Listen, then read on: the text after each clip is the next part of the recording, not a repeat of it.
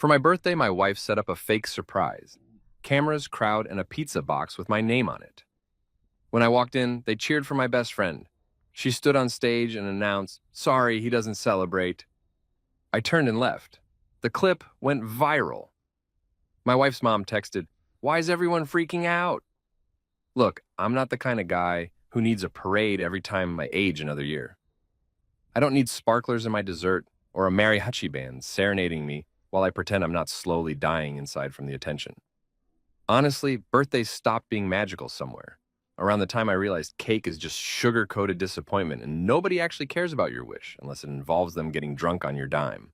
But here's the thing. Even with my spectacularly low expectations, I figured my own wife would at least pretend to remember I existed on the one day a year where Hallmark literally does all the emotional labor for you. Harper had been acting weird all week. Not the usual, "I'm annoyed you left dishes in the sink again" weird, but like espionage weird. She'd disappear into the bathroom with her phone, whispering like she was coordinating a hostage negotiation. When I'd walk into a room, she'd slam her laptop shut so fast I thought she was either planning my surprise party or shopping for my replacement on Match.com. Being the trusting idiot, sorry, emotionally available husband that I am, I assumed it was the party thing. Sweet, right? Adorable even. Logan, you absolute muppet. The day itself started normal enough. I woke up to Harper already dressed, which should have been red flag number one, because that woman treats sleeping in like it's an Olympic sport. She kissed my forehead. Red flag number two, because affection before coffee is scientifically suspicious, and told me she had a few errands to run. Then she hit me with the kicker. "Be home by 7, okay? And wear something nice." She said it with this smile that I now realize was less loving wife and more villain in a Lifetime movie who's about to poison the pot roast. I spent the day actually feeling pretty good. Got a decent lunch, treated myself to a new pair of socks, because apparently that's what constitutes self-care when you're in your 30s, and even grabbed a six-pack of that fancy IPA I pretend to enjoy, because regular beer feels too pedestrian now that I'm an adult. I pulled into our driveway at 6:57 p.m., fashionably early, wearing the button-down shirt Harper bought me last Christmas that I'm pretty sure came from the clearance rack, but whatever, it's the thought that counts, right? The house was dark, completely dark, like horror movie before the possessed doll shows up dark. I should have turned around right there, gotten back in my car, and driven straight to therapy. Instead, I walked in like a lamb to the slaughter, fumbling for the light switch, when suddenly, boom, lights exploded on, music blasted from speakers I didn't even know we owned. And about 40 people screamed, "Surprise!" so loud, I nearly had a cardiac event right there on my own welcome mat. Here's where it gets good, or bad. Depends on your tolerance for public humiliation. I'm standing there, blinking like an idiot, trying to process the sea of faces. Coworkers, neighbors, Harper's entire extended family, including her Aunt Linda, who once told me I seemed like the type who peaked in high school. Joke's on you, Linda. I didn't even peak then, when I noticed something's off. The banner hanging across our living room, the one that should say "Happy Birthday, Logan," or literally anything with my name on it, says, "Dylan's 30th. Let's go!" Dylan. My best friend Dylan. The guy I've known since college, the dude who still thinks Axe body spray is acceptable after 25, the absolute legend who once ate an entire rotisserie chicken in my car and left the bones in my cup holder for 3 days. That Dylan. And there he is, center stage in my living room, wearing a sash that says "Birthday King" and holding a beer that I paid for, grinning like he just won the lottery while everyone, literally everyone, swarms him with hugs and high fives and the kind of attention people usually reserve for returning war heroes or celebrities at airport terminals. I'm frozen, completely frozen. My brain is doing that thing where it tries to reboot but keeps getting error messages. I'm scanning the room for context clues for someone to make eye contact and acknowledge that, yes, this is absolutely insane, when I spot a small folding table shoved in the corner next to the recycling bin. On it sits a pizza box, just a regular pizza box from Domino's, and someone has scrawled "Happy Birthday, Logan" on the lid with what appears to be a Sharpie that was running out of ink. Next to it, A 2 liter of off-brand cola that's already gone flat, and sweating condensation onto the table like it's as uncomfortable as I am. That's it. That's my entire birthday acknowledgement. A pizza box. Not even a pizza inside it. I checked later, just crumbs and a receipt showing Harper ordered it as an afterthought at 5:40 p.m., probably right after she remembered I technically existed. I'm doing mental math, trying to figure out if this is some elaborate prank where everyone's going to turn around and yell, "Just kidding, this is actually for you." But no, Dylan's opening presents. Presents. Multiple people brought this man gifts. I watched my coworker Janet hand him a gift card to Best Buy, and I'm thinking, Janet, you literally forgot my name last week and called me Brandon in a meeting.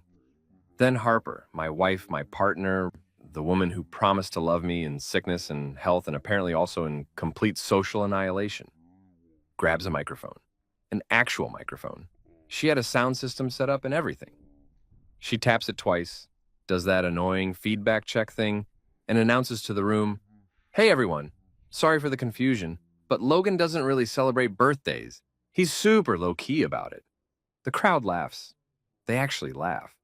Like this is charming information, like I'm some quirky minimalist monk who's transcended the mortal need for acknowledgement. Harper's beaming, clearly proud of herself for managing everyone's expectations about why they're celebrating someone else entirely on my birthday and in my house with my money. I catch Dylan's eye. He looks confused for half a second. Like maybe he's finally connecting the dots that this might be weird, but then someone hands him a shot and the moment passes. He shrugs at me, literally shrugs, and downs it while people cheer.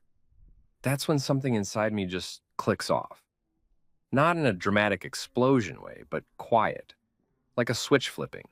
The same switch that's been getting dimmer every time Harper forgot to mention I was invited to her work events, or every time Dylan borrowed money and paid me back in exposure and half-hearted promises.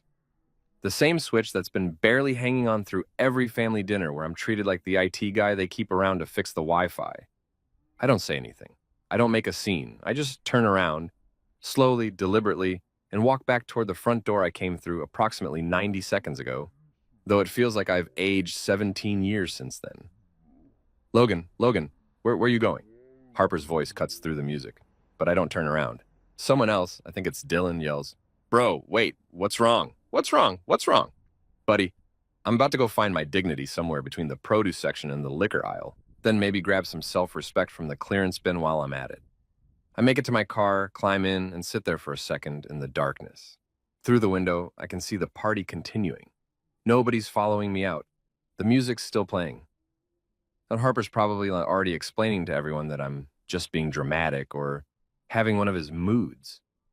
I can see it now, her doing that thing where she tilts her head sympathetically and says he gets like this sometimes, while everyone nods like they understand, like I'm the problem. I start the engine. In the rearview mirror, I catch a glimpse of myself. I don't look angry. I don't even look sad, really. I just look done. Completely, utterly, categorically done. And you know what? For the first time in probably 5 years, I feel something close to clarity. I put the car in reverse and pull out of my own driveway, leaving behind a house full of people celebrating someone else's life, while mine sits in a pizza box next to the recycling. Happy birthday to me, I guess.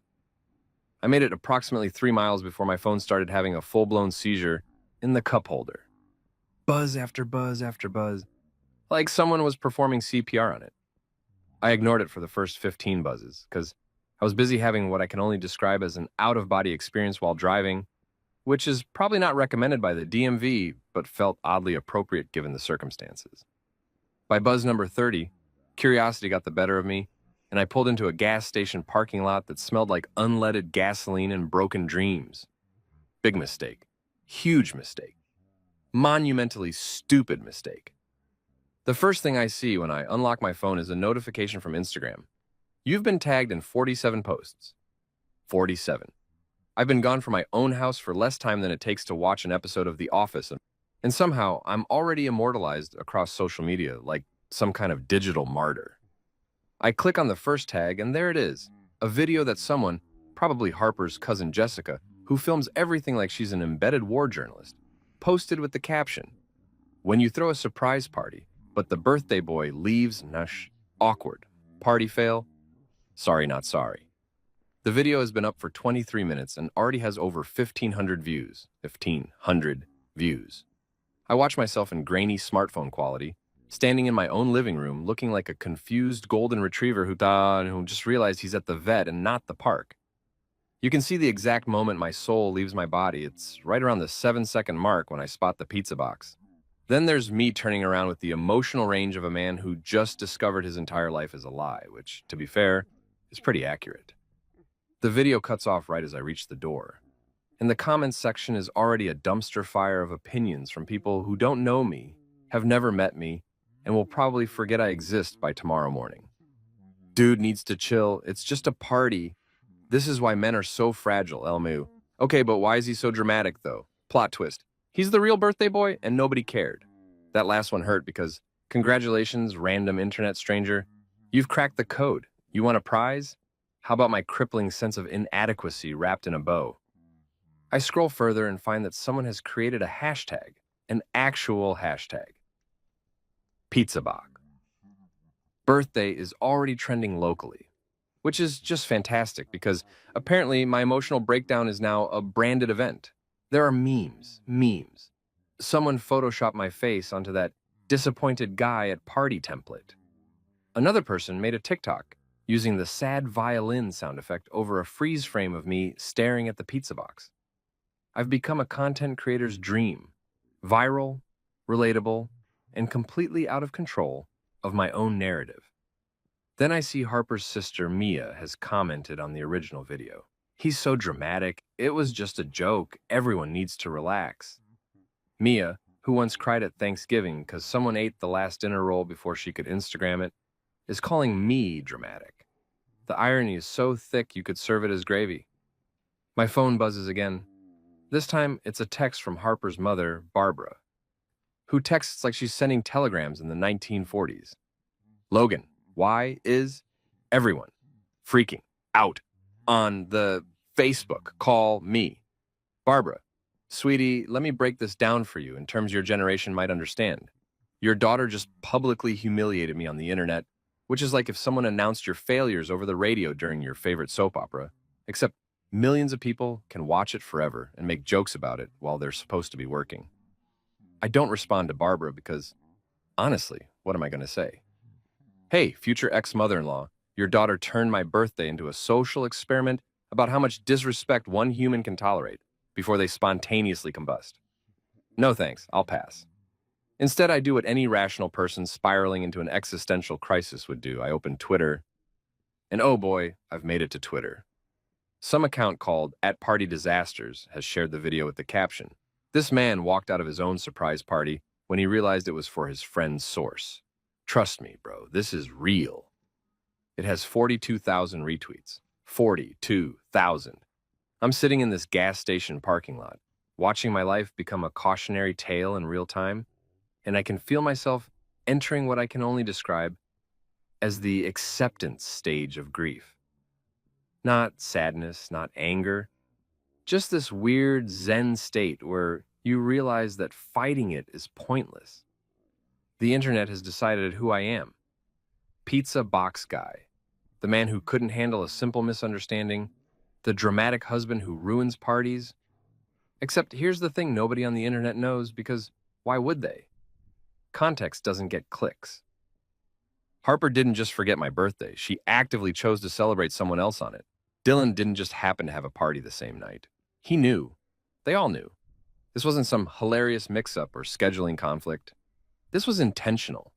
They made a choice, and that choice was basically, Logan's feelings are like that optional insurance at the rental car place.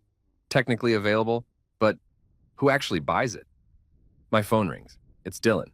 I stare at his name on the screen. Dylan, well, because we thought we were hilarious when we were 22, and I let it go to voicemail.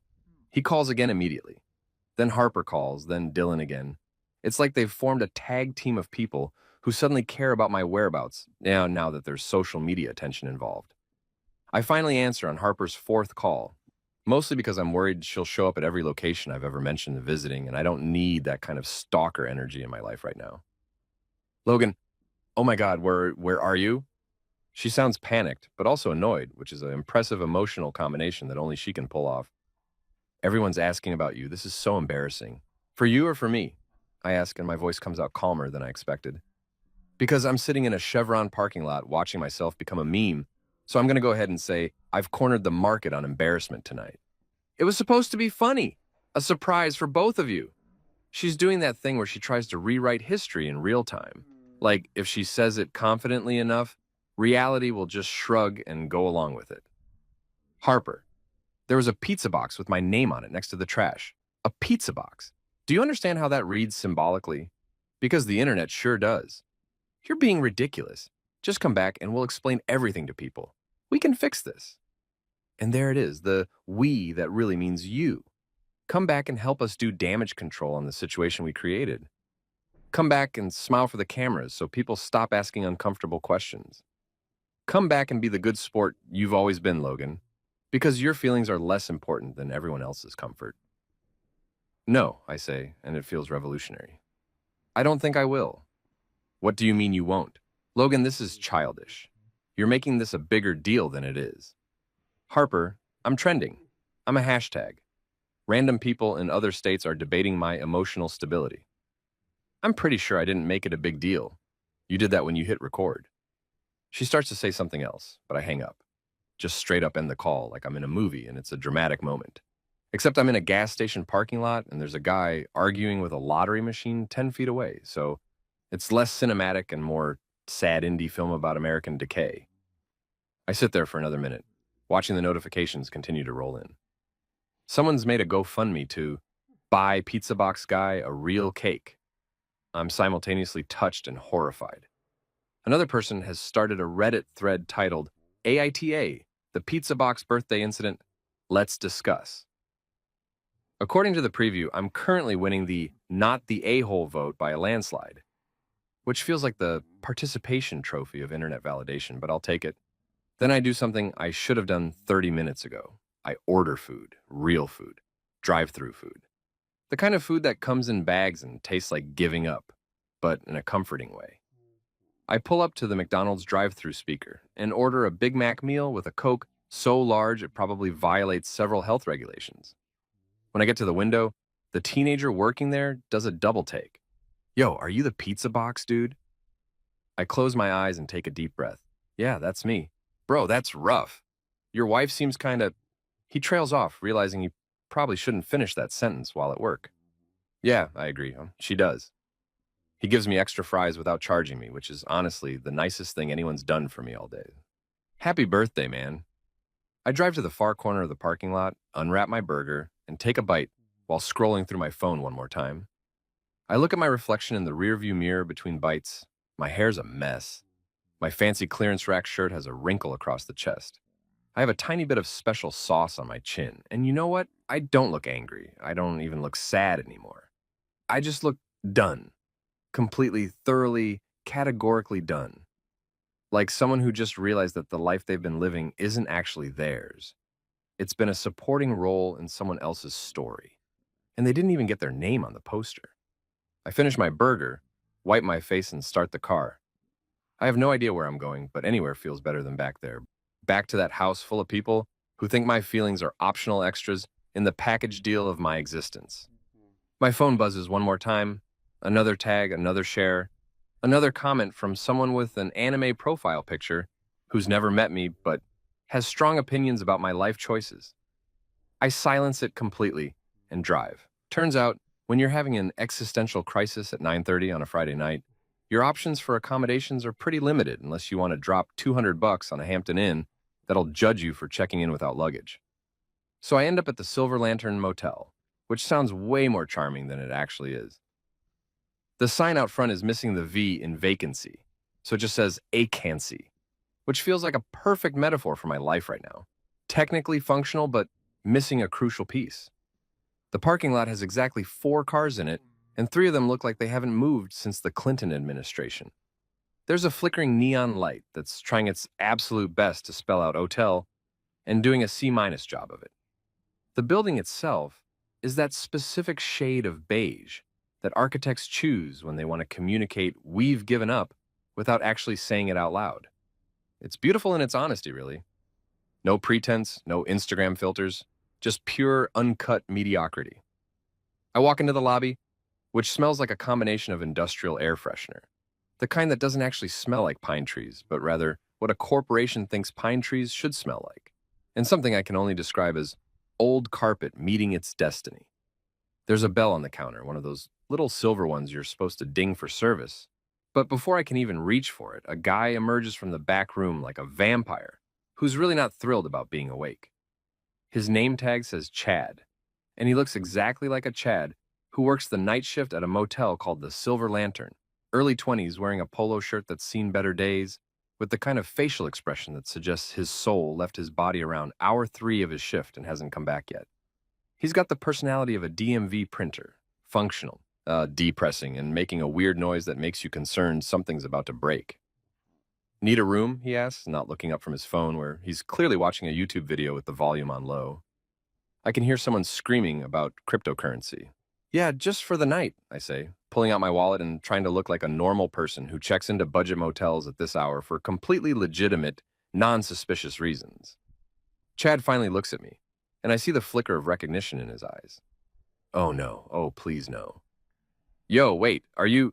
He starts, and I can see him pulling up Instagram on his phone. Please don't, I interrupt, sliding my credit card across the counter like I'm bribing a border guard. I'll pay cash if you promise to pretend you've never seen me before in your life. He considers this for a moment, then shrugs. $65, cash works. I've never been more grateful for apathy in my entire life. I hand him the money, actual physical bills that I had wadded up in my wallet for emergencies. And buddy, if this doesn't qualify as an emergency, I don't know what does.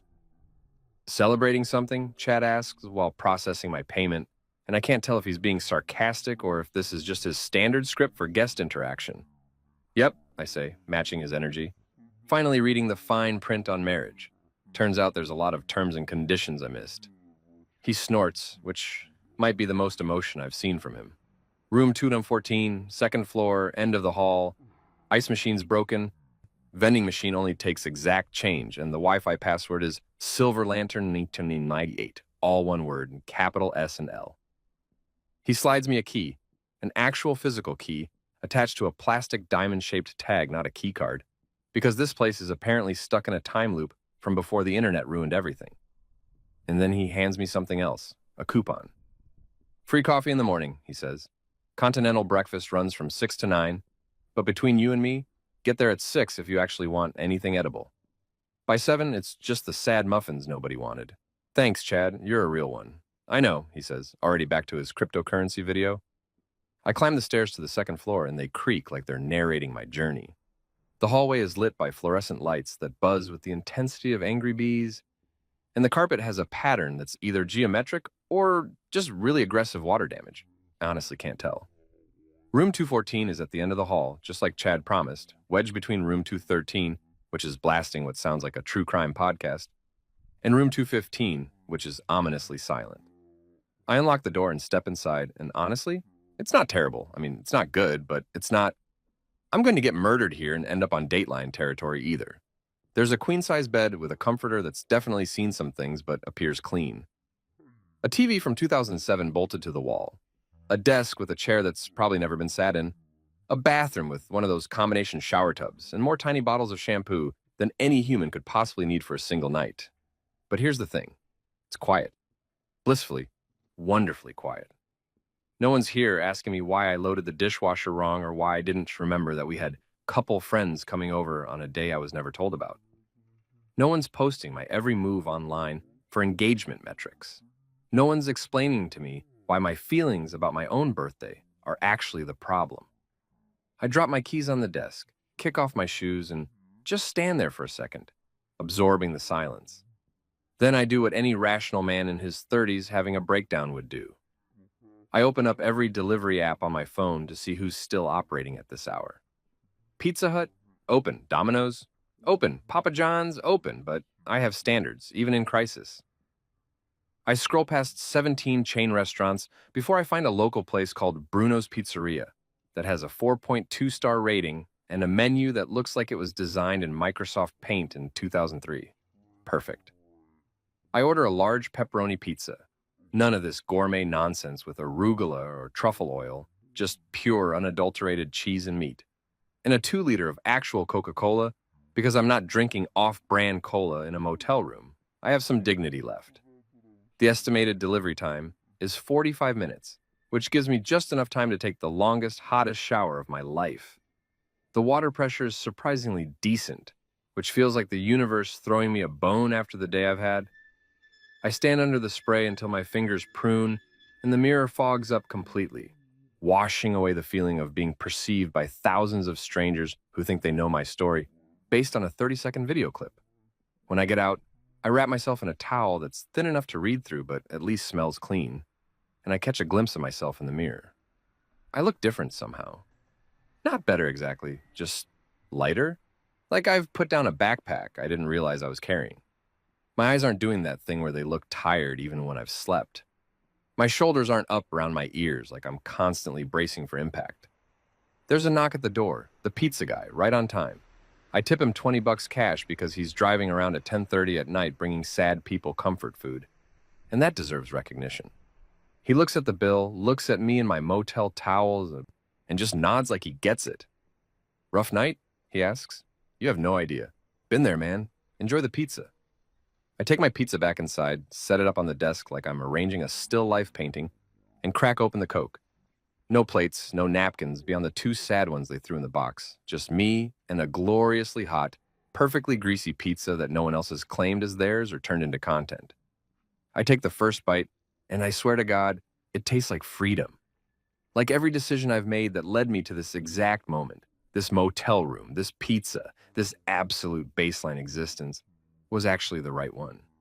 There's something deeply satisfying about eating food that exists purely for your own enjoyment, not as a backdrop for someone's food blog or an Instagram story about date night goals. I turn on the ancient TV and flip through channels until I find a rerun of some home improvement show where people are agonizing over backsplash tiles like it's a life or death decision. It's mindless, it's boring, and it's absolutely perfect. No drama, no surprise parties, no one asking me to perform emotions for an audience. Halfway through the pizza, my phone buzzes. I've been ignoring it for the past hour, letting the notifications pile up like unpaid parking tickets. I finally check.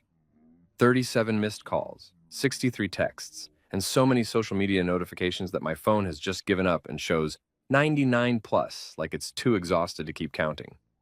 Harper's texts are a journey through the 5 stages of grief. Logan, come back. Everyone's worried. Denial. You're being ridiculous. Anger. Can we please just talk about this like adults? Bargaining. I can't believe you're doing this to me. Depression. Fine, stay gone. See if I care. Acceptance. Dylan's texts are simpler. Bro? Followed by 15 question marks spread across separate messages like he's slowly losing his mind. Barbara has sent me a Facebook message that's somehow in all caps despite her claiming she doesn't understand how the computer works. I screenshot that last message from Harper, the see if I care one, and I save it in a folder I create on the spot called Receipts. Not because I'm planning revenge or want to win some argument later, but because I know myself. I know that in a week or a month, I might start questioning if I overreacted. I might start thinking, maybe I was too sensitive. Maybe I should have just laughed it off. Maybe I'm the problem, like everyone's suggesting. This screenshot is insurance against that version of me. Physical proof that I'm not crazy, that this actually happened, that my feelings aren't some glitch in the matrix. I finish my pizza, wash it down with enough Coke to give me cavities, and brush my teeth with the tiny toothbrush and toothpaste combo that Chad gave me at check-in. Then I climb into bed, this random motel bed that thousands of strangers have slept in, and I pull the sheets up to my chin. The bed is surprisingly comfortable. The pillows are lumpy but adequate. The room is still quiet except for the muffled true crime podcast next door, which has moved on to discussing forensic evidence. I lie there in the dark, staring at the ceiling where there's a water stain that looks vaguely like Abraham Lincoln.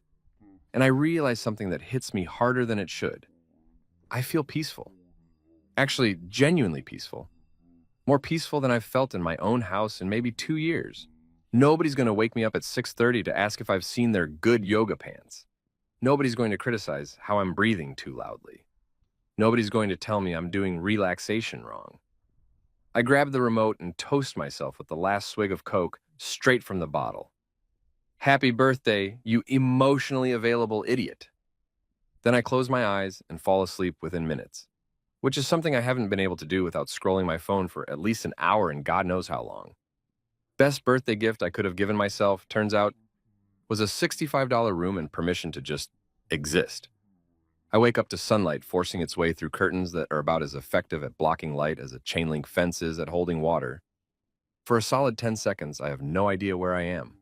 The ceiling's wrong, the walls are wrong, everything smells like industrial detergent, and the dreams of traveling salesmen from 1987. Then, it all comes flooding back.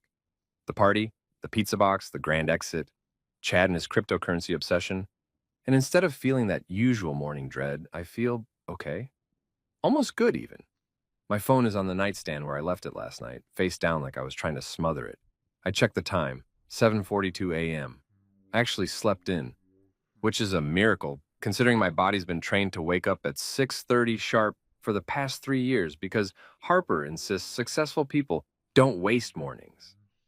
Harper also insists that saying namaste after yoga makes her more enlightened, so maybe her life advice isn't worth the premium price tag of my sanity. I flip the phone over and immediately wish I hadn't. The screen is absolutely hemorrhaging notifications. My lock screen looks like a slot machine that hit jackpot. Numbers everywhere. Red badges on every app. Messages from people I haven't spoken to since high school when we pretended we'd stay friends forever and then immediately didn't. The first thing I notice is a text from my old college roommate Marcus, sent at 2:37 a.m. Dude, you're famous. Call me when you're alive. Famous. That's a word that should feel exciting, but instead lands in my stomach like a bowling ball made of anxiety. I open Instagram first because I'm a glutton for punishment. And the video from last night now has 47,000 views. 47,000. I've been tagged in over 200 posts. There are reaction videos. Multiple reaction videos. People I've never met are filming themselves watching me, have the worst night of my life, and providing commentary like they're sports analysts breaking down game footage. One girl with purple hair and 12 nose piercings has posted a 4-minute TikTok titled, Let's Talk About Pizza Box Guy's Wife, a deep dive, that has 1.2 million views. I watch about 30 seconds of it before my brain starts leaking out of my ears.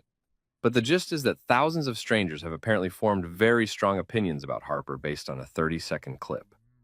They've gone through her Instagram, screenshot her live laugh love posts, analyzed her bio that says, manifesting my best life wifey content creator, and have collectively decided she represents everything wrong with influencer culture.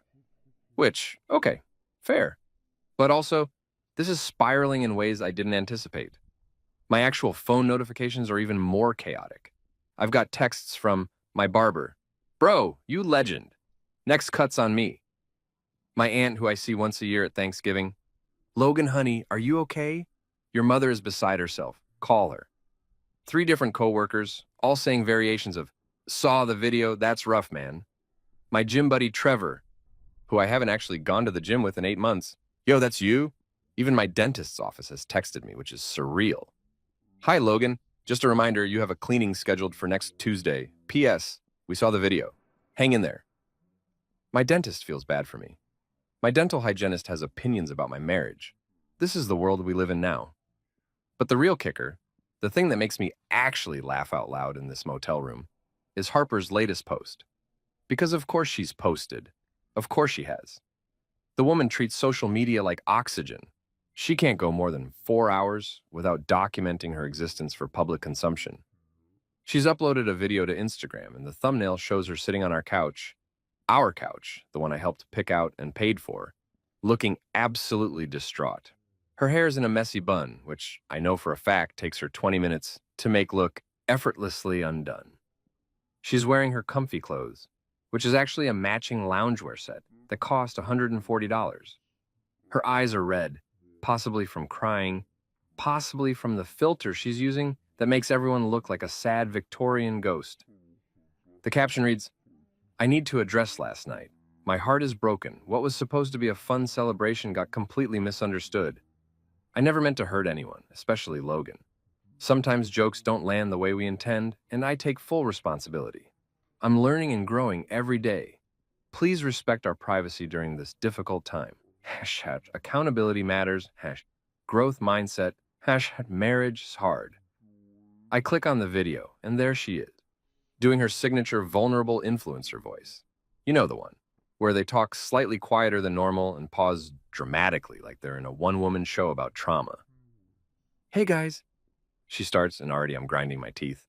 I know you've all seen the video from last night, and I need to say something. She takes a deep breath that's definitely rehearsed. What happened was a complete misunderstanding. Logan and Dylan are both so important to me, and I thought it would be fun to celebrate them together. I didn't realize how it would come across on camera. The pizza box thing, that was supposed to be an inside joke between us, but I see now how it looked, and I'm so sorry. She dabs at her eyes with a tissue. There's gentle ukulele music playing in the background, ukulele music. Like this is an indie folk song about heartbreak and not a PR campaign for why publicly humiliating your husband is actually fine if you feel bad about it afterwards. Logan, if you're watching this, she continues, looking directly into the camera with those big, perfectly mascaraed eyes. I love you. I'm sorry. Please come home so we can talk about this like adults. I miss you. The video has been up for 2 hours and already has 15,000 likes and hundreds of comments. I scroll through them, and they're split pretty evenly between, "You seem really genuine. We all make mistakes," and, "Nah, sis, this ain't it. That man deserves better." Then I see Harper's sister Mia has commented, "So proud of you for taking accountability. Some people just can't take a joke," with 12 heart emojis, because subtlety is not a family trait apparently. And Harper's mom, Barbara, has written an actual essay in the comments section. "My daughter has the biggest heart of anyone I know. She would never intentionally hurt anyone." This whole situation has been blown completely out of proportion by social media and people who don't know the full story. Logan has always been sensitive, and this is just another example of him overreacting to something innocent. Harper deserves better than this public shaming. Team Harper, from family first. I read Barbara's comment 3 times, each time feeling a different emotion. First read, disbelief. Second read, anger. Third read, something that feels weirdly like liberation. Because there it is, in writing, in public, for everyone to see. The narrative that I've been living with for 3 years. Logan's too sensitive. Logan overreacts. Logan's the problem. Never mind the circumstances, never mind what actually happened. Just blame Logan because it's easier than examining Harper's behavior. The comments under Barbara's essay are not kind to Barb, which gives me a tiny, petty bit of satisfaction that I'm not entirely proud of, but also not apologizing for. Ma'am, your daughter threw a whole party for someone else on her husband's birthday, in his house. That's not sensitivity, that's called having basic self-respect. The way you're attacking your son-in-law publicly is telling us everything we need to know about this family dynamic. Logan deserves better is right, but probably not in the way you meant it. My phone buzzes with an incoming call. Harper. Again, this is her 9th call this morning. I let it go to voicemail and instead open my texts to find messages I actually want to read. Marcus has sent me a link to a Twitter thread with the caption, "Bro, you're a whole movement now." I click it and discover that someone with the handle "Modern Dating is Trash" has written a 15-tweet analysis of my situation, complete with screenshots and commentary, calling it a perfect example of how emotional labor imbalance and social media narcissism are destroying relationships. It has 68,000 likes. I'm a case study. I'm a cautionary tale. I'm a meme, a hashtag, and apparently a whole movement. My coworker Janet, the same Janet who gave Dylan a Best Buy gift card, has texted, "Logan, I had no idea about the birthday thing. Harper told us it was Dylan's party and you were fine with it. Feel terrible. Let me know if you need anything." So Harper lied. She specifically told people I was fine with it and doesn't celebrate anyway.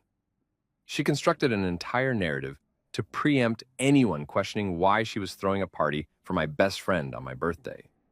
That's not a misunderstanding. That's premeditated. I'm about to fall down another internet rabbit hole when there's a knock on my door. For a second, I panic, thinking Harper somehow tracked me down like a bloodhound with a Ring doorbell addiction. But then I remember. Free coffee. Continental breakfast. Chad's warning about the sad muffins. I throw on yesterday's clothes, which smell vaguely like French fries and existential crisis, and head downstairs to the breakfast area. It's a small room off the lobby with exactly 4 tables, a counter with a waffle maker that looks like it's planning retirement, and a coffee station featuring the saddest pot of coffee I've ever seen in my life. But it's free. And right now, free coffee tastes like victory. I pour myself a cup in a styrofoam container that immediately starts burning my hand. Grab one of the remaining muffins, blueberry, slightly hard, but I've eaten worse, and sit down at a table with a wobbly leg that makes me feel like I'm on a boat. Chad walks by, sees me, and gives me a nod of recognition. Coffee good? It tastes like hot cardboard, I say honestly, but it's exactly what I needed. That's the spirit, he says, and I think we might be friends now. I sit there in this depressing motel breakfast area, drinking burnt coffee and eating a muffin that's seen better days, scrolling through hundreds of messages from people who suddenly care about my existence. And somewhere between the terrible coffee and the realization that my dentist has seen me at my lowest, I start to feel something unexpected. Not happiness exactly, not quite peace, but something close to clarity, purpose. The sense that maybe, just maybe, walking out of that party wasn't the end of something. Maybe it was the beginning. I raise my styrofoam cup of regret-flavored coffee and a solo toast to myself. Happy day after birthday, you beautiful disaster. Welcome to your villain origin story. The coffee tastes terrible, but the freedom tastes pretty damn good. So here's the thing about rock bottom. It gives you a lot of time to think. And when you're sitting in a motel room that costs less per night than your wife spends on a single juice cleanse, you start thinking about things like money. Specifically, where your money actually goes and why you're funding a lifestyle that apparently doesn't include basic human respect for your existence. I'm on my second cup of Chad's disaster coffee back in room 214 when I decide to do something I probably should have done years ago. I open my banking app. Not just a casual glance at the balance like I usually do, that thing where you check real quick to make sure you're not overdrafted and then immediately close it before the anxiety sets in. No, I'm talking a deep dive, a full audit, a let's see exactly where my money is going investigation that feels long overdue. I log into my checking account first, and the number is fine. It's not great, not terrible, just fine, and about $3,000, which should feel comfortable, except I know I make decent money and I have no idea where the rest of it goes. We're not buying yachts or investing in cryptocurrency like Chad probably does with his tips. So where is it? I click on the transaction history and start scrolling, and scrolling and scrolling some more. And with each swipe, I feel my blood pressure rising like I'm watching a horror movie, where the call is coming from inside the house. Netflix, $22 in a month. Okay, fine, that's normal. Except, wait, we have Netflix Premium with 4 screens because Harper insisted we needed it for when people come over to watch stuff, which has happened exactly 0 times because Harper doesn't actually like having people in the house unless she's filming content. Hulu, $99 a month. Also fine, except I'm the only one who watches Hulu. Harper says it has poor interface design, which is influencer speak for it doesn't make me feel aesthetically superior. HBO Max, $15 a month. For House of the Dragon, which we watched together once before Harper declared it too violent and went back to watching YouTube videos about morning routines. Disney Plus, $13 a month. Haven't opened this app in 7 months. Paramount, 11 months. I genuinely forgot we had this one. Apple TV Plus, $9 a month. Signed up for one show, watched 3 episodes, never canceled. That's $92.94 a month on streaming services, which is over $1,000 a year to watch The Office reruns on Netflix and pretend we're going to catch up on all the other stuff someday. But okay, streaming services are a modern necessity, like indoor plumbing and disappointing your parents. I can live with that. Then I see the subscriptions. Oh, the subscriptions. Harper's subscriptions is specifically all conveniently charged to my credit card because we have combined finances, which apparently means Logan pays for everything while Harper manifests abundance. ClassPass, $199 a month. For yoga classes, Harper attends maybe twice a month, which breaks down to roughly $100 per downward dog. I could hire a personal guru to follow her around and achieve enlightenment for cheaper. FabFitFun, $59 quarterly. A box of stuff Harper doesn't need that shows up every few months like a materialistic Easter egg hunt. Last box included a jade roller and some kind of tea that promised to detoxify your aura. It's still sitting unopened in our hallway closet with the previous 3 boxes. Ipsy, $28 a month. Makeup samples. We have a drawer, an entire drawer, dedicated to tiny makeup samples Harper has never used because she's saving them for travel. Except she only travels to influencer events where they give her free makeup anyway. Thrive Market, $59.99 year for organic groceries. Harper orders once in a blue moon when she's on a clean eating kick that lasts approximately 4 days before she's back to door-dashing Chipotle at midnight. Audible, $14.95 month. Harper listened to half of one book about manifesting your dream life and hasn't opened the app since. Meanwhile, I've accumulated 14 unused credits. Headspace, $12.99 month meditation app. Harper used it twice, declared she was already pretty zen, and moved on. Spotify Premium Family Plan, $16.99 month, which is fine, except Harper is the only one who uses it, and there's no family. It's just us. We are not a family plan. We're barely a couples plan at this point. Amazon Prime, $1.99 month. Okay, this one I use too, so I can't be mad. But Harper orders stuff at least 3 times a week. Usually things like specialty candles that smell like Norwegian forest at dawn, or books about wellness that she never reads but look good on the shelf. I'm doing mental math now, and I'm up to about $450 a month in subscriptions alone. That's $5,400 a year. I could buy a decent used car with that money. I could take an actual vacation to Norway and smell the actual forest at actual dawn instead of buying a $34 candle that approximates it. But it gets worse. Oh, it gets so much worse. I switch over to my credit card statement, and there it is. The real money pit. DoorDash charges. So many DoorDash charges. Harper doesn't cook. She doesn't vibe with the kitchen energy. So we order out approximately 19 times a week. Each charge is between $35 and $60. And when you factor in her insistence on tipping 30% because it's good karma, we're easily spending $800 a month on food delivery alone. Then there's the boutique fitness classes she buys single session passes for when ClassPass doesn't have availability. $45 here, $50 there, $38 for something called Aerial Yoga Flow with crystal healing integration. I don't know what that is, and I'm afraid to ask. Sephora purchases, $127.89, $243 from the dollars.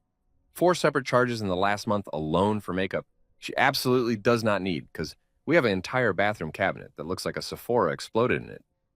Target runs that are somehow never less than $150, despite her claiming she's just running in for one thing. Target is where money goes to die, apparently. And then I see it. The charge that makes my eye twitch so hard, I'm worried I'm having a stroke. Bumble Premium. $39.99 month. I stare at this charge for a solid 30 seconds, waiting for it to make sense. Bumble, the dating app. Premium subscription. Charged to my credit card. My credit card that pays for my wife's life while she's apparently shopping for my replacement. I click on it to see the history. It's been charging monthly since February. It's November. That's 9 months. That's $360 spent on a premium dating app subscription while married to me. My hands are shaking, and I'm not sure if I'm furious or if this is what vindication feels like. Maybe both. Maybe this is what happens when you finally have proof that you're not crazy, that your gut feeling was right, that something was definitely wrong, and it wasn't just you being sensitive. I take a screenshot, then another. Then I screenshot the entire credit card statement, the bank account history, every subscription, every charge. I create a folder on my phone called Evidence, right next to receipts from last night. Then I do something that feels both petty and powerful. I start canceling things. FabFitFun, canceled. Sorry, your aura detoxifying tea will have to manifest itself elsewhere. Ipsy, gone. Those tiny makeup samples can find another home. Headspace, unsubscribed. May your meditation journey continue without my funding. ClassPass, terminated. Namaste, but also name a stay away from my bank account. Every streaming service we don't actually need? Axed. If she wants to watch Disney Plus that badly, she can pay for it herself. But the Bumble subscription, that one I leave active. I want to see what she does when she realizes I know. I want to watch her scramble to explain why she needs premium access to a dating app while simultaneously posting tearful apology videos about how much she loves me. I'm on a roll now. I go into our shared phone plan, because of course we have a shared phone plan, and I see that I'm paying for not just Harper's phone, but also her mom Barbara's phone, and somehow Dylan's phone too, Dylan. My best friend, who just had a whole birthday party funded by my wife, is also getting his phone service subsidized by yours truly. When did I agree to this? I scroll back through my emails and find the exchange from 2 years ago. Harper had texted, "Hey babe, mom's having trouble with her phone bill and Dylan's broke again. Can we add them to our family plan? It's just a few dollars more." And I, being the absolute doormat champion of 2023, responded, "Sure, no problem." A few dollars turned out to be $85 more per month. That's over $2,000 a year I've been spending on phone service for people who apparently think I'm a combination ATM and emotional punching bag. I remove them both from the plan immediately.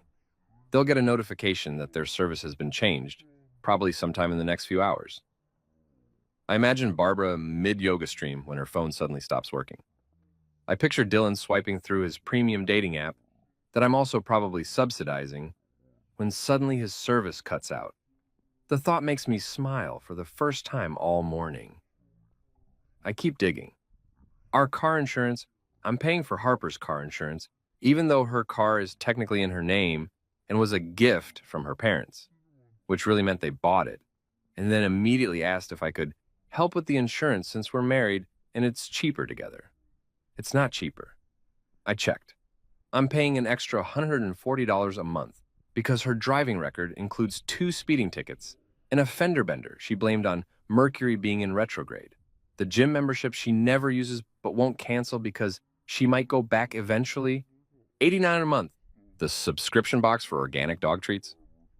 We don't have a dog. We've never had a dog. I don't know whose dog is eating these treats, but it's costing me $35 a month to find out. I'm adding it all up in my phone's calculator app, and the number is staggering. Between subscriptions, phone bills, insurance, food delivery, and random charges for things like Instagram aesthetic coaching, $200 a month, yes, really, and personal brand development consultation, $150 session, I've been funding somewhere between $20,500 and $3,000 per month of Harper's lifestyle. That's $30,000 to $36,000 a year. I could buy a new car every year with that money. I could take 12 actual vacations. I could retire earlier, invest it, save it, donate it to charity, literally anything other than financing the life of someone who couldn't even be bothered to put my name on a real birthday cake. I sit back against the motel headboard and I feel something shift inside me. Not anger anymore. Something colder, more calculated, like I've been playing a game where I didn't know the rules and I just realized I've been letting everyone else cheat while I followed every regulation perfectly. My phone buzzes. It's Harper. "Logan, what's going on? My ClassPass just canceled, and it says you removed Mom and Dylan from the phone plan. Can you please stop being petty and just talk to me like an adult?" I stare at the message for a long moment. Then I type back a single emoji. Just a thumbs up, nothing else. No explanation, no justification. No essay about financial boundaries or emotional labor or basic human decency. Just one simple thumbs up that somehow contains every ounce of figure it out yourself energy I've been suppressing for 3 years. I silence my phone, finish my terrible coffee, and feel something that might actually be happiness spreading through my chest. Not the revenge kind. Well, okay, maybe a little bit of the revenge kind, but mostly just the relief of finally stopping the bleeding. I've spent years being an ATM with feelings. Starting today, this bank is permanently closed. You know that feeling when you're waiting for a bomb to drop and you're simultaneously dreading it and also kind of excited to watch the explosion from a safe distance? That's exactly how I feel on day 3 of what I'm now calling Operation Financial Boundaries in my head, which sounds way more official than Logan finally grows a spine. I'm still at the Silver Lantern Motel, which has somehow become my fortress of solitude. Chad and I have developed a weird friendship based entirely on mutual understanding that sometimes life is garbage, and the best you can do is drink bad coffee and accept it. He's upgraded me to room 118 on the first floor, closer to the ice machine when we fix it. Plus, the couple upstairs sounds like they're training for American Ninja Warrior at 2 a.m. And honestly, it feels more like home than my actual house has in months. It's 7:02 a.m. when my phone starts vibrating like it's having a seizure. I've had it on Do Not Disturb since yesterday, but I programmed it to allow calls from certain numbers to come through. Not because I want to talk to these people, but because I want to witness the chaos in real time. I'm like a meteorologist watching a hurricane form, except instead of caring about the destruction, I'm sitting here with popcorn. The first text comes from Harper. Logan, what the hell? Did you mess with the Wi-Fi? Nothing's working, and I have a brand collaboration post I need to upload in an hour. This isn't funny. I sip my coffee. I've actually started to appreciate its burnt, slightly metallic flavor. It's growing on me like Stockholm Syndrome, but for beverages. And I don't respond. Just read the message, let her see the read receipt, and go back to scrolling through the news on my phone. 7:15 a.m., Barbara chimes in. Logan, my yoga stream froze mid-pose. I was in Warrior 2, and now I'm just stuck here like an idiot. The instructor already moved on to the next sequence, and I don't know what to do. Fix whatever you did to the internet. The image of Barbara frozen in Warrior 2, slowly losing her balance while staring at a buffering screen is almost too beautiful. I screenshot the message for my personal collection of moments that spark joy. 7:18 a.m., and here comes Dylan, right on schedule. Bro, what's going on? My dating app says payment failed, and now I can't see who liked me. Also, my phone service is weird. Did something happen with the account? Oh, Dylan. Sweet, oblivious Dylan, who's been riding the Logan gravy train for 2 years without ever once saying thank you or, I don't know, not letting my wife throw you a party on my birthday. I craft my response carefully, actually. No, I don't. I just send one emoji, one perfect passive-aggressive, says everything without saying anything thumbs up. It's the digital equivalent of, I acknowledge that you've spoken, and that's all the energy I'm willing to invest in this interaction. The 3 dots appear immediately. Dylan's typing. The dots disappear. Appear again. Disappear. He's probably writing and deleting entire paragraphs, trying to figure out how to respond to a thumbs up. There is no correct response.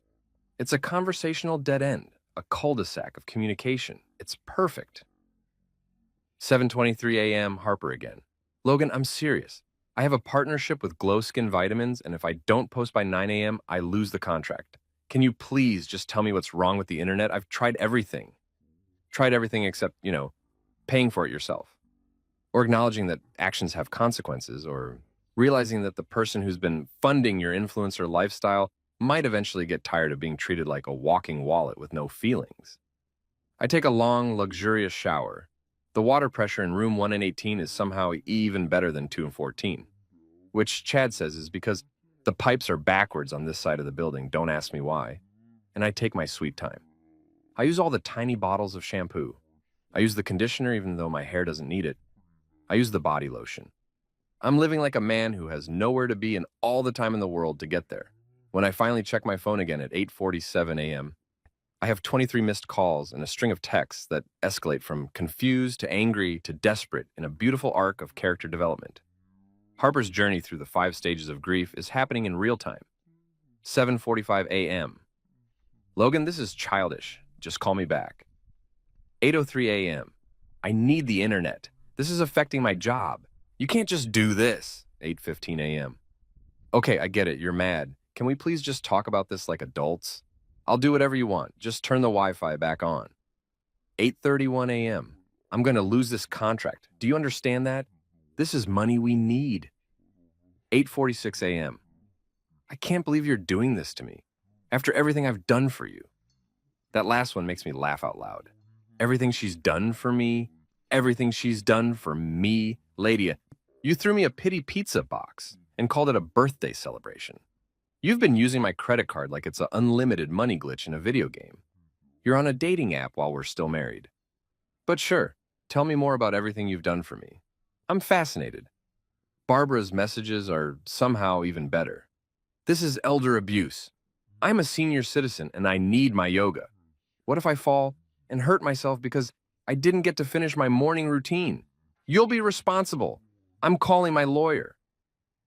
Barbara is 56 and has never been to a lawyer in her life except that one time She tried to sue Costco because they discontinued her favorite trail mix. She lost. The trail mix never came back. Dylan's trying a different approach. Look, man, I know things are weird right now, but can we just talk? I feel like there's been a misunderstanding about the party thing. Harper said you were cool with it. I never would have agreed if I knew you didn't know. Call me?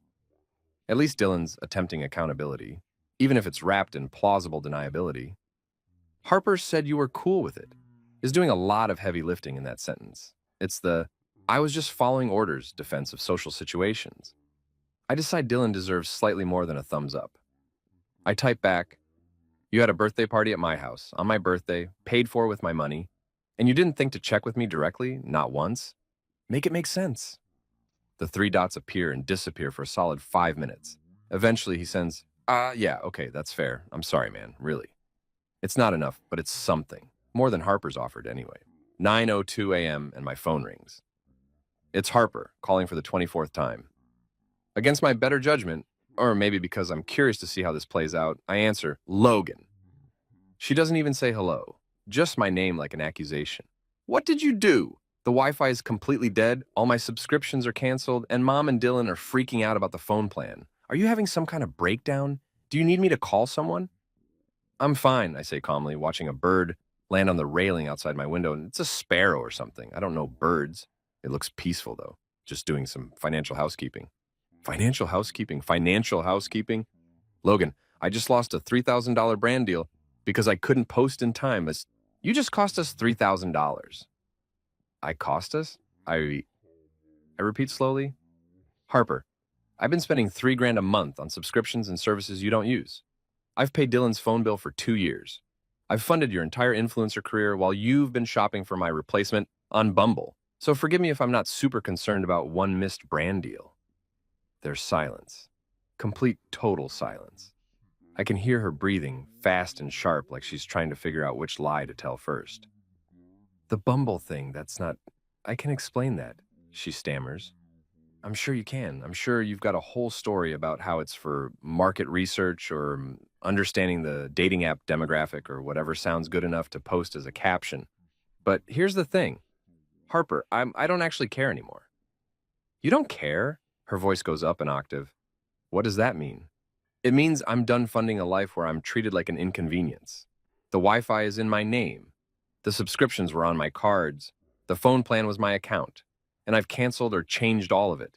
You can't just... That's Logan, we're married. You can't just cut me off. I'm not cutting you off, I say. And I'm surprised by how calm I sound. Like I'm explaining basic math to someone who's insisting 2 + 2 = 5. I'm just not paying for things anymore. You're an adult. You have a job, allegedly. You can pay for your own stuff. My job requires the internet. It requires my phone. It requires... Then pay for them, I interrupt.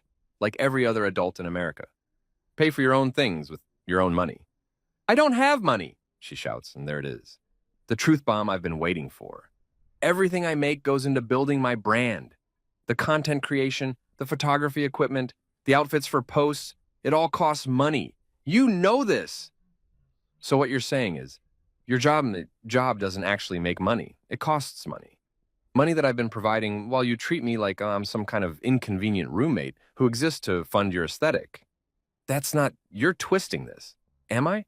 Harper, you threw another man a birthday party on my birthday. In my house. With my money. And then you told everyone I was fine with it.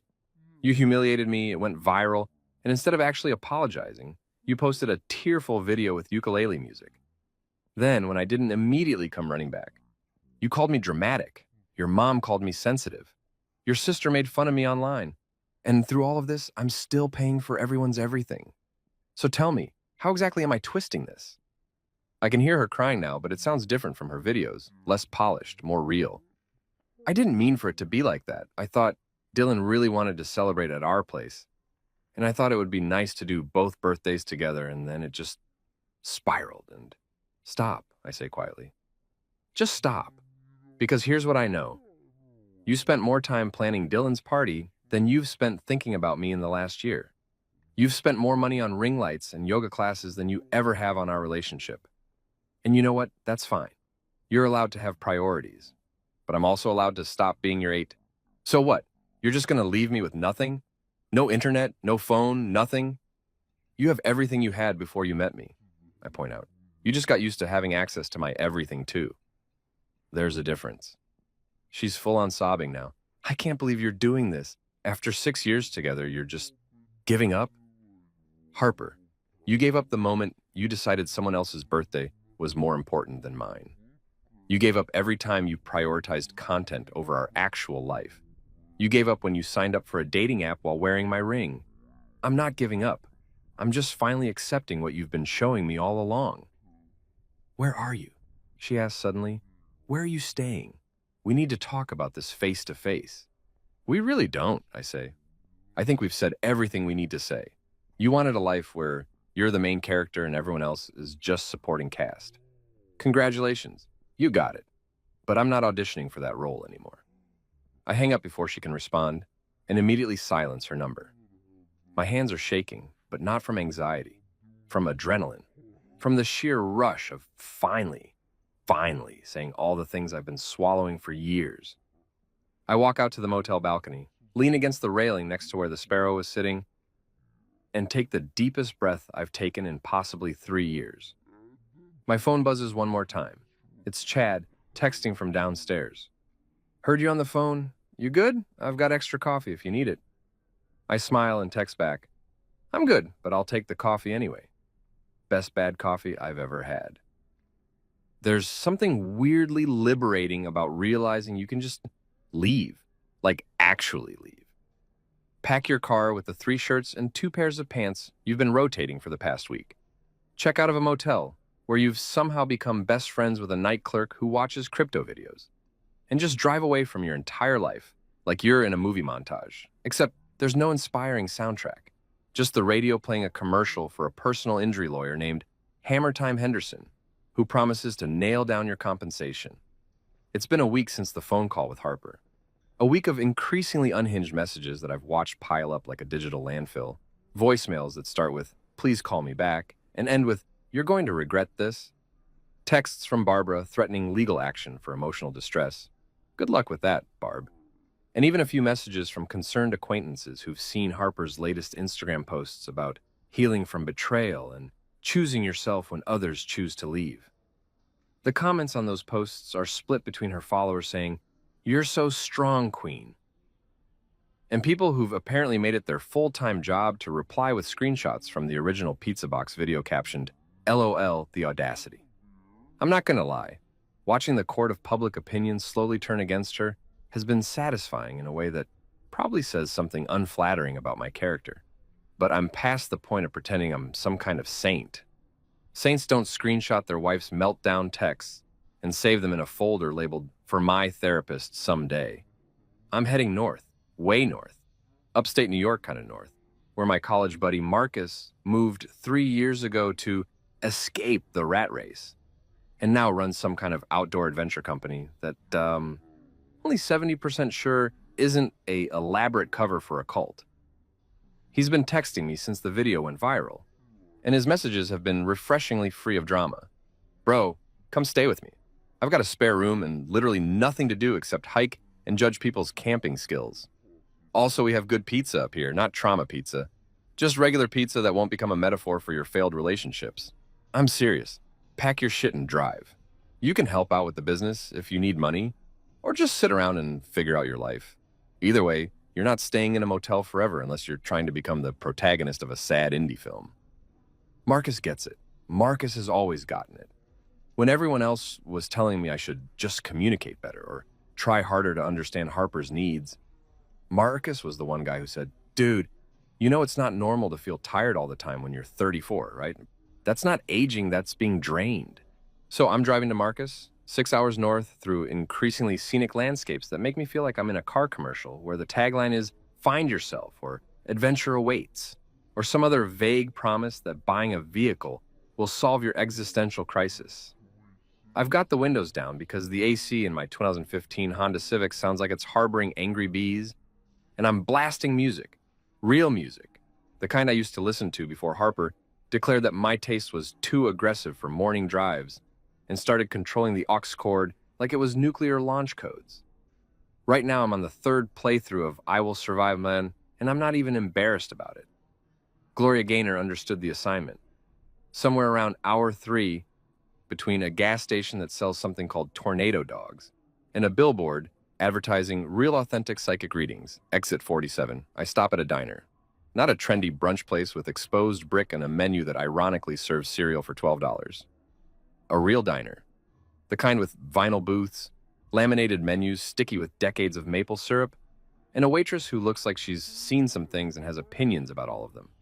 Her name tag says Dolores, and she's probably in her 60s with hair dyed in an aggressive shade of red and reading glasses on a chain around her neck.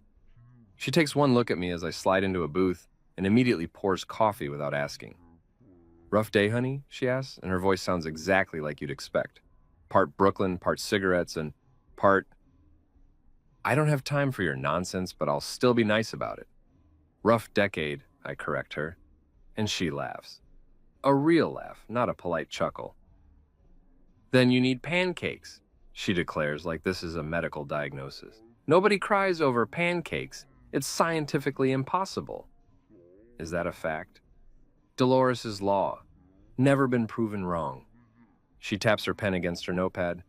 "Stack of 3, butter and syrup, side of bacon because you look like you need protein, and I'm gonna bring you a chocolate milkshake even though it's 11 in the morning because something tells me you're not worried about conventional meal timing right now." She's absolutely right, and I tell her so. While I wait for my food, I scroll through my phone one last time before I've decided I'm going full digital detox for the rest of the drive. Harper's posted again. Of course she has. This time it's a photo of her sitting on our back porch, my back porch, the one I pressure washed last summer, looking pensively at the sunset with a caption about finding peace in solitude and learning to fill your own cup. The top comment is from her mom. "So proud of you, sweetheart. You don't need anyone who doesn't appreciate you." The second comment is from someone named @RealTalk. "Rachel, girl, didn't you literally just post about your husband abandoning you? Make it make sense."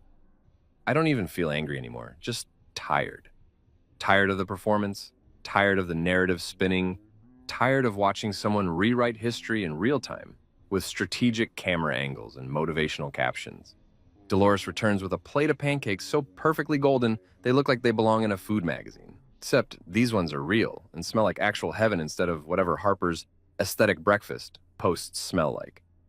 Nothing, because she never actually eats them, just photographs them and then orders DoorDash. "All right, diagnosis time," Dolores says, sliding into the booth across from me without asking, which should be weird, but somehow isn't. "You got that look." "What look?" The "I just escaped something" look. I've seen it 100 times. This is a diner on a highway 3 hours from anywhere important. People don't stop here because they're having a great time.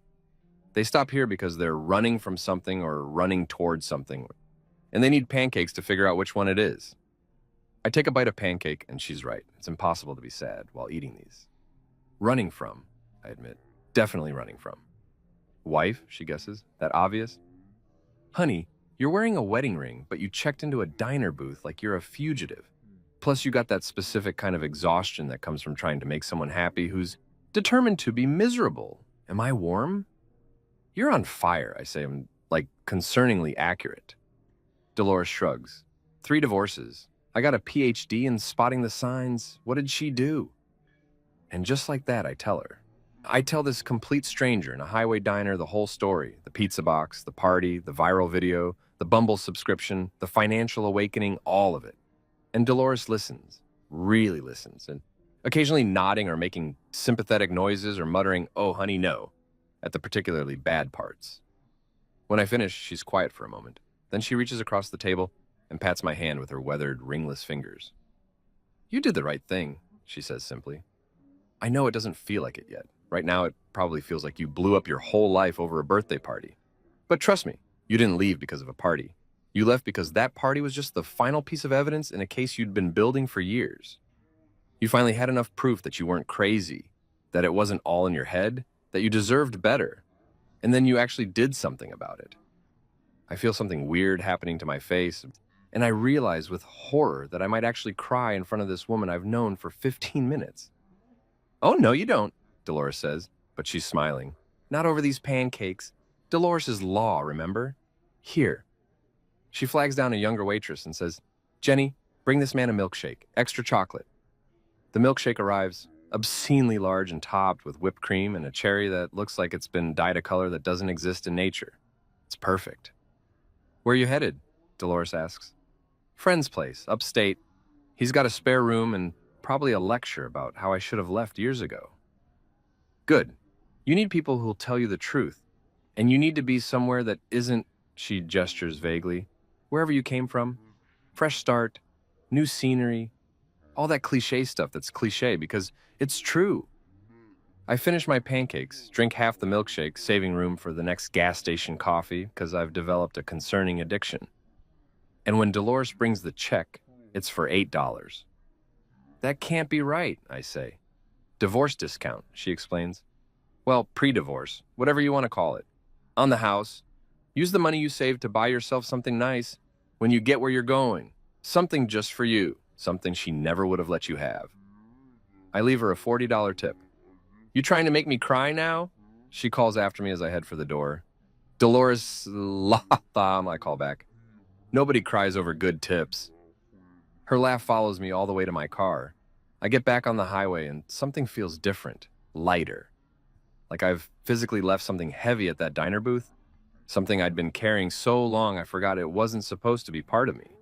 The landscape gets prettier as I drive, more trees, fewer strip malls, actual hills instead of the flat, nothing I've been staring at for 3 years. My phone buzzes with a text from Marcus. "ETA? 2 hours." I type back at a red light. Fair warning, I'm emotionally unstable and might cry about pancakes. Bro, I've got a whole emotional support system prepared, by which I mean beer and a fire pit. See you soon. I merge back onto the highway. And for the first time in possibly years, I'm actually excited about something. Not anxious excited or obligated excited or this will look good on Instagram excited.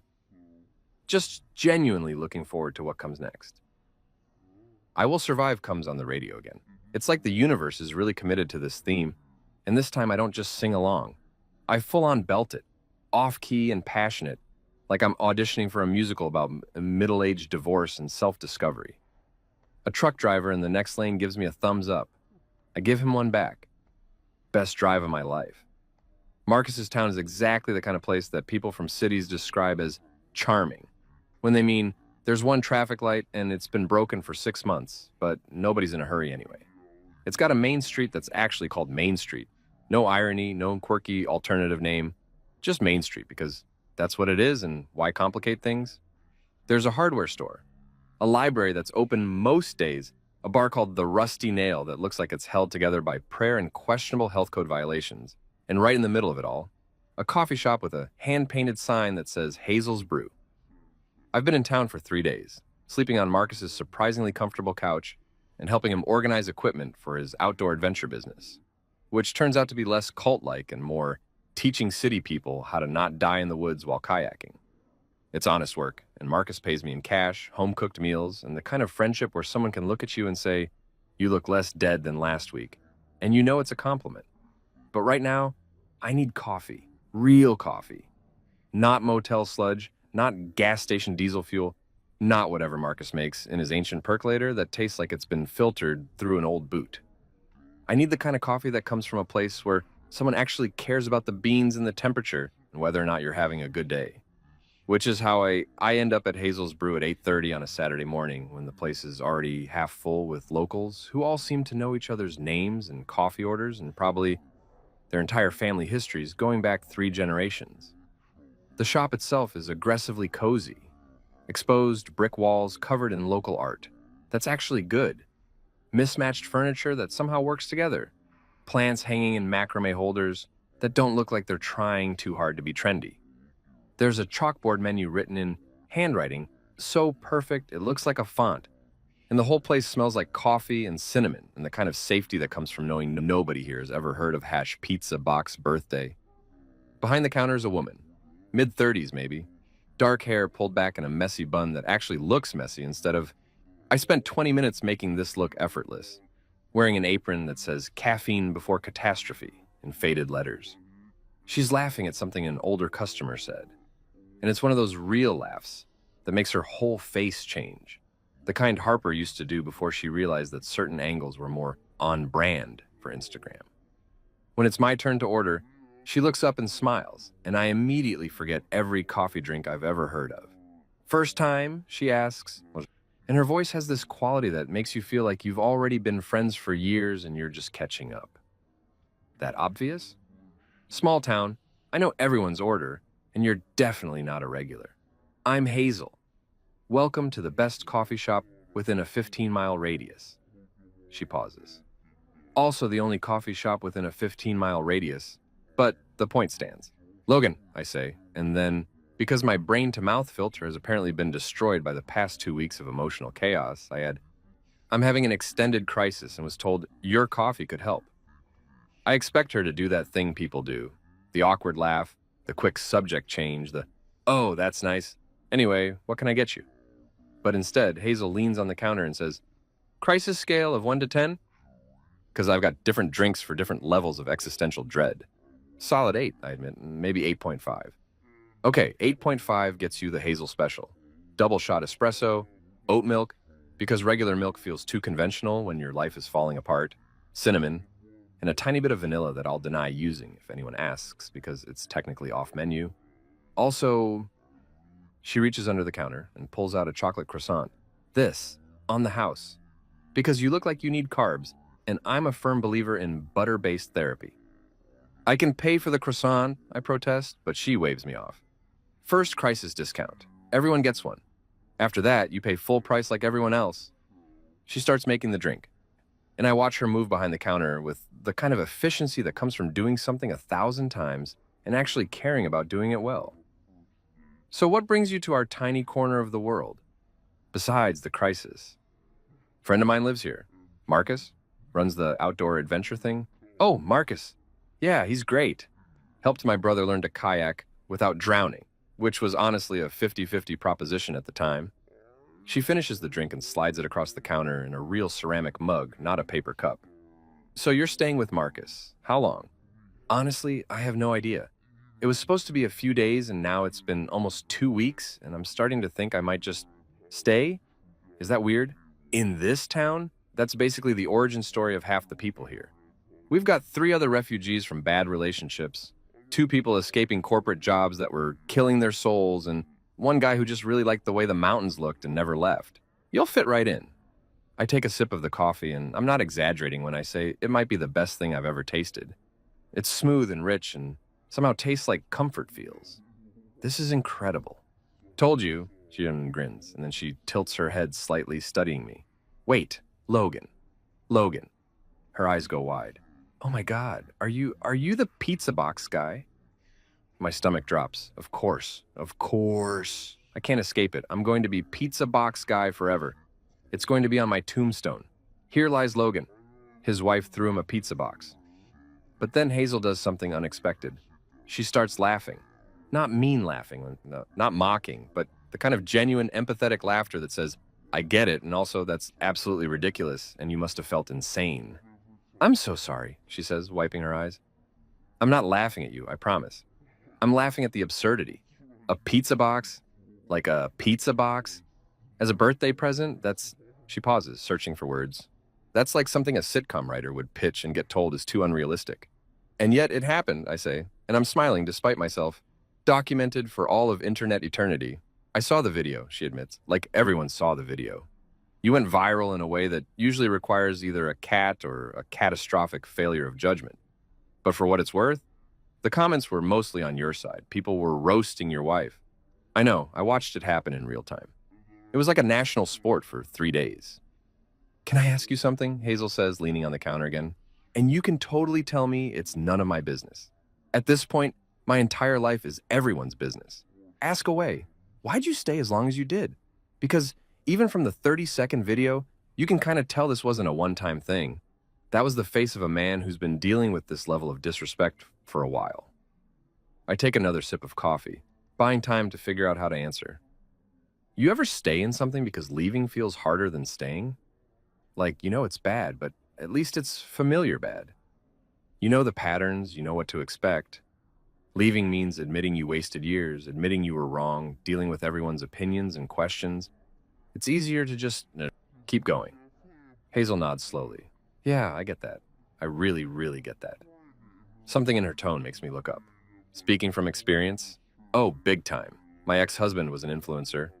Well, he wanted to be an influencer. Mostly he just took pictures of our food before we could eat it and got mad when I didn't perform excitement correctly for his videos. She shakes her head. 3 years of my life spent being a supporting character in someone else's content. When I finally left, he posted this whole thing about toxic partners who don't support your dreams, and half his followers sent me hate messages. Jesus, right? So when I saw your video, I was like, oh, this guy knows exactly what I'm talking about. The pizza box was just the physical manifestation of being treated like a prop in someone else's story. We stare at each other for a moment, and there's this understanding that passes between us. The kind that only happens when you meet someone who's been through the same specific brand of nonsense and came out the other side. So you moved here and opened a coffee shop, I ask? Yep, took every penny from the divorce settlement, moved to the smallest town I could find that still had reliable internet, and decided to do something that made me happy instead of something that looked good in photos. Best decision I ever made. She gestures around the shop. This place is mine. My rules, my vibe, my crappy handwriting on the chalkboard. Nobody tells me the aesthetic is wrong or the lighting isn't flattering or whatever. That sounds really nice, actually. It is. And you know what the best part is? The people here are real, like aggressively real. They'll tell you if your coffee tastes like dirt, or if you look tired, or if your life choices are questionable. But they'll also bring you soup when you're sick and help you move furniture and not post about it for engagement metrics. A customer comes in, an elderly man who Hazel greets by name. Hey, Mr. Peterson, usual. And I take my coffee and croissant to a table by the window. I watch Hazel work, chatting easily with the regulars, remembering details about their lives, making drinks with the kind of care that suggests she actually enjoys what she does. My phone buzzes. It's Harper, because of course it is. The message says, Logan, we need to talk about the house. You can't just abandon our life together. This is immature and you're embarrassing both of us. Call me. I look at the message. Then I look at Hazel, laughing at something Mr. Peterson said. Then I look out the window at this little town where nobody knows me as anything except Marcus's friend who's having a crisis and the guy who likes the Hazel special. I delete the message without responding. 20 minutes later, after I've finished the world's best croissant and I'm debating whether getting a second coffee is socially acceptable, Hazel comes over with a fresh mug. Refills are free for people who look like they're making important life decisions, she explains, setting it down. You've got that look. What look? I'm deciding whether to go back to my old life or build a new one look. It's very distinctive, so which is it? I wrap my hands around the warm mug and think about it. Really think about it. I think I'm done going back to places that never felt like home. Hazel smiles, not a big dramatic smile, just a small, genuine one that reaches her eyes. Good answer. And hey, if you need a job while you figure things out, I could use someone to help with the morning rush. Pays decent, includes free coffee, and the only requirement is that you don't be a dick to customers. I think I can manage that. Then welcome to Hazel's Brew, Logan. Try not to let your ex-wife's drama follow you here. We've got a strict no toxic energy policy, and I enforce it religiously. I laugh, and it feels good, natural, like something I used to do before I forgot how. Deal, I say, and we shake on it. For the first time in 2 weeks, hell, maybe 2 years, I feel like I might actually be okay. Not fixed, not healed, not perfectly put together, just okay. And right now, okay feels like winning. Plus, the coffee really is incredible. I should have known peace couldn't last forever. It's been exactly 1 week since I started working at Hazel's Brew, learning how to make cappuccinos that don't look like crimes against humanity, and actually enjoying the simple routine of waking up, going to work, and coming home without someone criticizing how I breathe. Marcus has been great about letting me crash at his place. And I've even started looking at apartments in town, small ones, the kind where you can afford rent without selling a kidney or funding someone else's influencer lifestyle. Then, on a Tuesday afternoon when I'm cleaning the espresso machine and humming along to the radio like some kind of reformed human being, there's a knock on my apartment door. Heavy, determined. The kind of knock that says, I drove 6 hours to have this conversation, and I'm not leaving until I do. I look through the peephole, and my stomach immediately drops into my shoes. Harper, standing in my doorway wearing a Live, Laugh, Love hoodie, like she ordered it specifically from the irony department, her hair in a ponytail, makeup perfectly done, even though she's supposedly here for a raw, real conversation. She's got her phone in one hand, probably already recording content about her journey to reconciliation or whatever spin she's planning. I open the door but don't invite her in. "How'd you find me?" "Dylan told me where Marcus lives," she says, and of course he did. "Logan, we need to talk. You can't just run away from our marriage." "I didn't run away. I left. There's a difference." "This is ridiculous. You're throwing away 6 years over a misunderstanding." "It wasn't a misunderstanding, Harper. You knew exactly what you were doing." Her eyes start tearing up, and I can literally see her calculating whether crying will work here. "I made a mistake, okay? Can't you just forgive me? Isn't that what marriage is about?" Marriage is also about respect and basic human decency, and maybe not having a premium dating app subscription while you're still wearing your ring. I cross my arms. "I'm done, Harper. Actually done. You turned my life into content, humiliated me publicly, and the only thing you're sorry about is that people didn't side with you." "That's not true. You posted a tearful apology video with background music. You literally soundtracked my pain for engagement." She stares at me, and for the first time, I see something other than calculated emotion, maybe actual realization that this isn't going how she planned.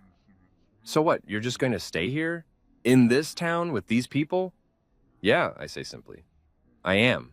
Because these people treat me like a human being, not a wallet with feelings they can ignore." "You're ruining your image." She tries one last time. "Funny," I tell her. "You ruined it for me first, on camera. This is me finally taking it back." Then I do something I should have done months ago. I close the door. Quietly, calmly, without yelling or dramatics. Just close it. Like I'm closing a chapter in a book I'm done reading. Through the door, I hear her say something else, but I don't listen. I'm already walking back to my living room, texting Hazel. "Crisis averted. Might need extra coffee tomorrow, though." She replies immediately. "Already brewing it. Proud of you, pizza box guy." I smile. 6 months later, I turn 35, and for the first time in years, I'm actually looking forward to it. Hazel closes the coffee shop early and transforms it into what she calls a proper birthday celebration for people who've been traumatized by previous birthday celebrations. There's streamers, balloons, and most importantly, a real cake. An actual honest-to-God cake with my name on it. No pizza boxes in sight. My coworkers show up. The ones from Hazel's and from Marcus's adventure company. Mr. Peterson brings his wife.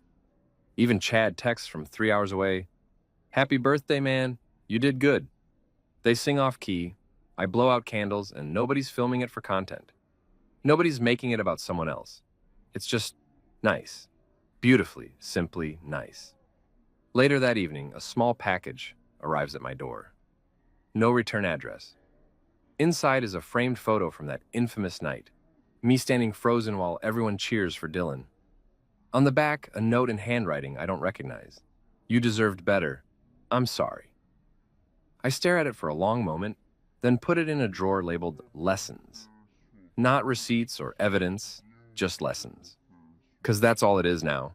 A reminder of who I don't want to be and what I won't accept anymore. Hazel and I spend the rest of the night on her apartment balcony, eating leftover cake and watching terrible movies. She falls asleep halfway through, her head on my shoulder, and I realize something important. This is what happy feels like. Not Instagram perfect, not performance ready, just real. My phone buzzes, Harper's number. I don't even look at the message before deleting it. Because here's what I finally learned. Sometimes the best revenge isn't fire or fury or proving someone wrong. Sometimes it's just frosting, good company, and the quiet satisfaction of knowing you chose yourself. And that tastes better than any pizza ever could.